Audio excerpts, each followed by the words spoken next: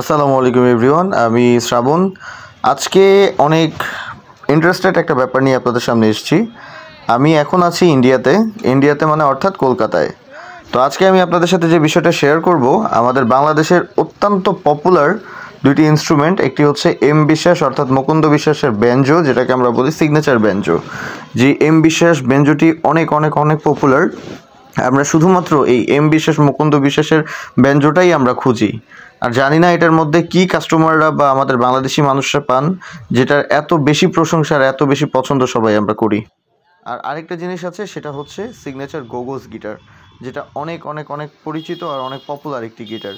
তো আসুন আজকে আমরা এই সিগনেচার এম বিশ্বাসের মানে অর্থাৎ মুকুন্দ বিশ্বাসের যে বেঞ্জোটা, সেটার ইতিহাসটা, এটা এত সুন্দর সুমধুর আর এত ডিমান্ডফুল হওয়ার কারণটা কি সেটা খুঁজে বের করব। আর সিগনেচার গোগোস আসল অ্যাকচুয়াল গিটারটা কি, এই গিটারের পপুলারিটি কি, এই গিটার ম্যানুফ্যাকচার কোথায়, এই গিটার কোথা থেকে তৈরি হয়, এই বিষয়গুলো নিয়ে জানবো।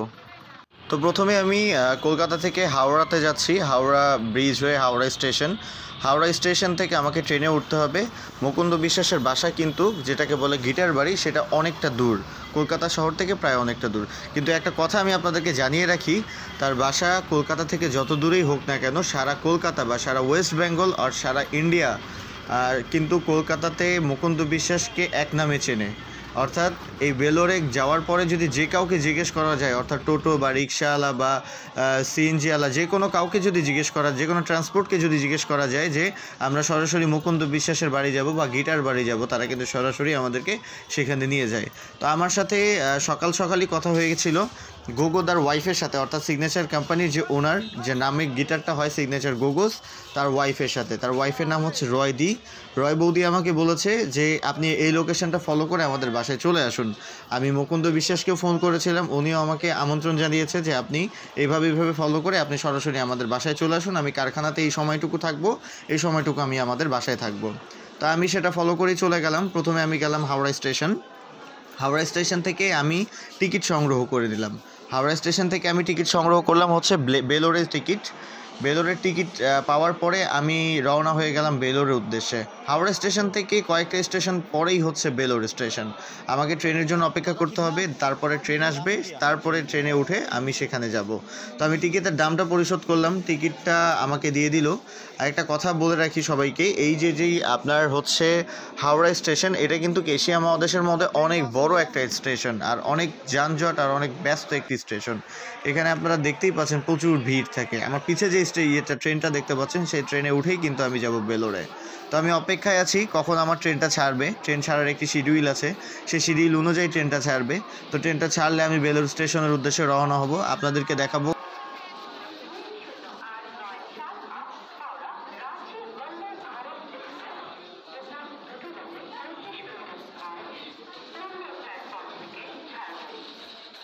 সো ভিউয়ার্স, অবশেষে আমি ট্রেনে উঠে পড়েছি। ট্রেনে কিন্তু অনেকটা ভিড় থাকে ইন্ডিয়ায় বা কলকাতায়, প্রত্যেকটা ট্রান্সপোর্ট বা প্রত্যেকটা ট্রেন, প্রত্যেকটা বাসেই যথেষ্ট পরিমাণ ভিড় থাকে, ট্রেনে আরও বেশি ভিড় থাকে। অবশেষে আমি বেলোর স্টেশনে পৌঁছে গেছি। দেখতে পাচ্ছেন এটা হচ্ছে বেলোর স্টেশন। আমরা শিয়ালদা স্টেশনে থেকে ওঠার পরে কয়েকটা স্টেশন বাদে হচ্ছে বেলোর স্টেশন। এটা হচ্ছে বেলোর স্টেশন। এই বেলোর স্টেশনটা থেকেই আমাকে একটা টোটো নিতে হবে বা একটা রিক্সা নিতে হবে। সেই রিক্সা নিয়ে আমাকে গিটার বাড়ি অর্থাৎ মুকুন্দ বিশ্বাসের যে বাসা, সে বাসায় যেতে হবে। তো চলুন আপনাদেরকে নিয়ে সরাসরি যাব মুকুন্দ বিশ্বাসের বাসায়। যে মুকুন্দ বিশ্বাসের ছবি সবসময় কিন্তু আমরা সিগনেচার অর্থাৎ এম বিশ্বাসের সিগনেচারে আমরা পাই, গিটারেও পাই।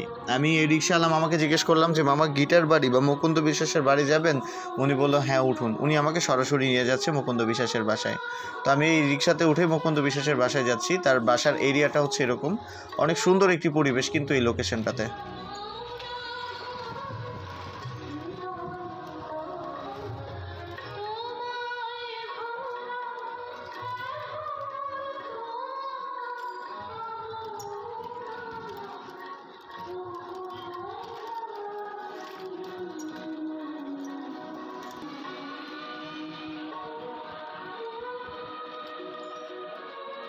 এবার আমি শর্টকাটে আপনাদেরকে কিছু বিষয় ইনফরমেশন করে রাখি। মুকুন্দ বিশ্বাস যিনি, তার বয়স কিন্তু অলরেডি 85, মানে 85 বছর পার হয়ে গেছে। এখনও কিন্তু বেঞ্জোটা পুরোপুরিভাবে উনি তৈরি করেন এবং গিটার রিপেয়ারিং বলেন, বেঞ্জো রিপেয়ারিং বলেন, সেটাও কিন্তু উনি করেন। সারা বাংলাদেশ থেকে শুরু করে সারা ইন্ডিয়া, এশিয়া মহাদেশের নেপাল, শ্রীলঙ্কা প্রত্যেকটা দেশে কিন্তু তার বেঞ্জোর অনেক অনেক চাহিদা আছে। প্রতি মাসে কিন্তু তার বেঞ্জোর চাহিদা প্রায় এক থেকে 10,000-এর উপরে থাকে প্রতি মাসে। কিন্তু উনি বা বিশ্বাস এন্টারপ্রাইজ বা মুকুন্দ বিশ্বাস শুধুমাত্র 1 থেকে 150টা বেঞ্জো বানাতেই সক্ষম হয়। সো আজকে তার মুখেই শুনবো তার গল্পটা। তো অবশ্যই ভিউয়ার্স সবাই আমার সাথে থাকবেন, শেষ পর্যন্ত ভিডিওটা দেখবেন। আমরা এখন আছি বেলুড়ের রাস্তায়, যেটা হচ্ছে মুকুন্দ বিশ্বাসের বাড়ির অনেকটা থেকে দূরে। তো এই রাস্তা দিয়ে মুকুন্দ বিশ্বাসের বাসায় আমাকে যেতে হবে। তো আমি প্রায় অলমোস্ট তার বাসার গলির মধ্যে বা তার বাসার এরিয়াতে ঢুকে পড়েছি। এই যে এলাকাটা দেখতে পাচ্ছেন, এই এলাকাটা কিন্তু সম্পূর্ণ কারখানা দিয়ে ভর্তি। যেমন এখানে আছে মনোজ কুমার সর্দারের কারখানা, যেটা আমরা অনেক পপুলার একটা হারমোনি আছে, যেটা স্কেল চেঞ্জের হারমোনি। এখানে কিন্তু আসে বিশ্বাস এন্টারপ্রাইজ, যেটা হচ্ছে সিগনেচার কোম্পানির। আর এখানে কিন্তু আছে গোগো এন্টারপ্রাইজ, যেটা হচ্ছে সিগনেচার গোগোস। আর এখানে আসে বিশ্বাস অর্থাৎ মুকুন্দ বিশ্বাসের কোম্পানি। আরেকটা বিষয় হয়তো আমি আপনাদেরকে এতক্ষণে বলিনি, সে বিষয়টা আমি আজকে ক্লিয়ার করছি বা এখন ক্লিয়ার করছি। এম বিশ্বাস অর্থাৎ মুকুন্দ বিশ্বাস আর যে সিগনেচারের গোগো এন্টারপ্রাইজের মালিক গোগোদা, এদের দুইজনের সম্পর্ক কিন্তু খুবই ঘনিষ্ঠ। হ্যাঁ ভিউয়ার্স, মুকুন্দ বিশ্বাস আর হচ্ছে গোগো, তারা হচ্ছে বাপ আর সন্তান, তারা হচ্ছে বাবা ছেলে। তারা সবাই একসাথেই ছিলেন, একসাথেই ব্যবসা করতেন। কিন্তু গোগোদা হঠাৎ করেই বলেছিলেন যে আমার ব্যবসাটা আমাকে বুঝিয়ে দাও, আমি আলাদা করে আমার ব্যবসা পরিচালনা করব। তো তারপরে উনি ওনার মতো ব্যবসা পরিচালনা শুরু করেছেন। উনি গোগো এন্টারপ্রাইজ খুলেছেন, যে গোগোস গিটারটাও অনেক পপুলার আর অনেক সুপরিচিত। সো আমি মোটামুটি গিটার বাড়িতে চলে এসেছি। দেখতে পাচ্ছেন এইটা হচ্ছে গিটার বাড়ি, এইটাই হচ্ছে মুকুন্দ বিশ্বাসের বাসা। সো আমি মুকুন্দ বিশ্বাসের বাসার নিচে দাঁড়িয়ে থেকে মুকুন্দ বিশ্বাসকে ফোন করলাম, ফোন করে বললাম আমি আপনার বাসার নিচে। তার ছেলে এসে অর্থাৎ তার বড় ছেলে এসে আমাকে নিয়ে গেল।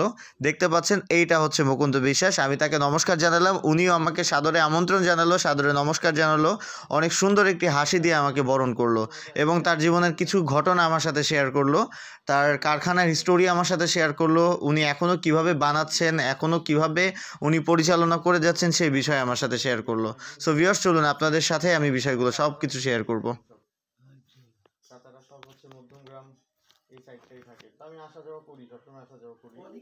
যেহেতু আমি প্রথমবার গেছি তার কাছে, এখনো পর্যন্ত আমি ক্যামেরাটা প্রপারলি ধরতে পারিনি তার সামনে, কিন্তু আমার ভেতরে একটা এক্সাইটেড কাজ করছিল যে তার ভিডিওটা আমি নেই।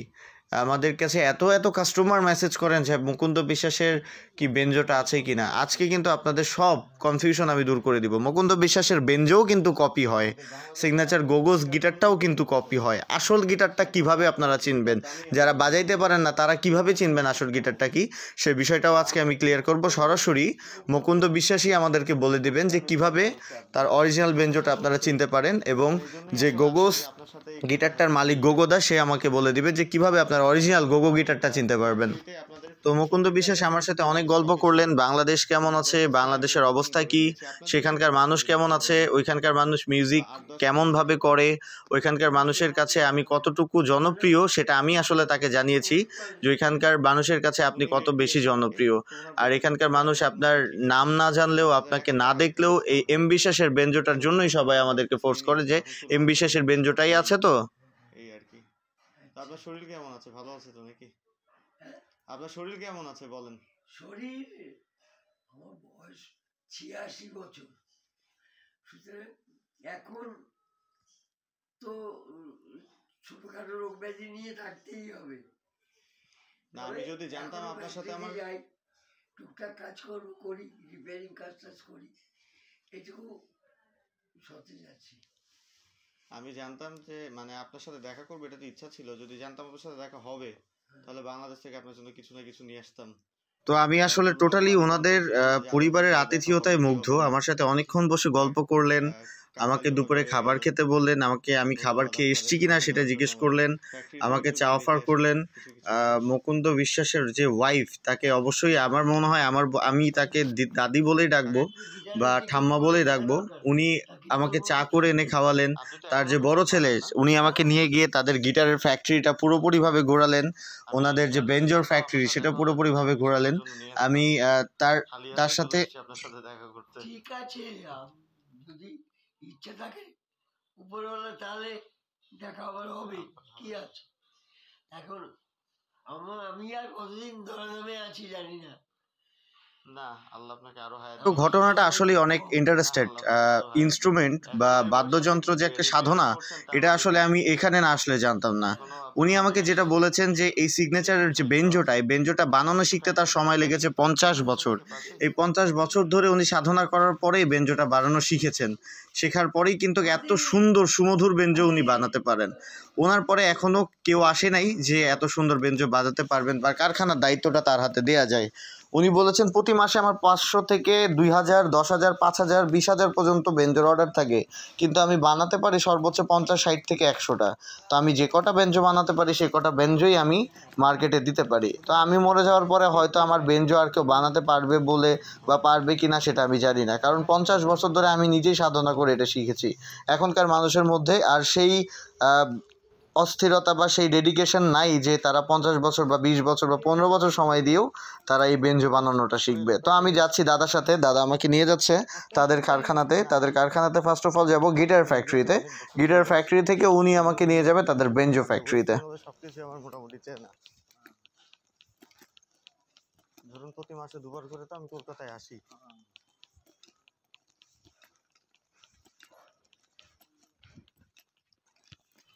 এটা হচ্ছে তাদের গিটার ফ্যাক্টরি। এখানেই কারিগররা গিটার সারাদিন বানান।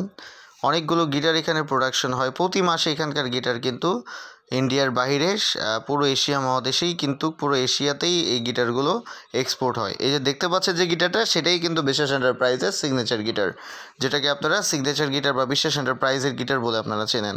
এই গিটারটা আমাদের বাংলাদেশে আসে, নেপালে যায়, শ্রীলঙ্কা যায় এবং দেশের বা বিশ্বের বিভিন্ন কান্ট্রিতে যায়। একটা গিটার বানাতে কতদিন সময় লাগে দাদা? সময় দিন 15 লাগে। বডি হবে, নেক রেডি হবে, ফিঙ্গারবোর্ড রেডি হবে, যে করতে করতে দিন 15 লাগে।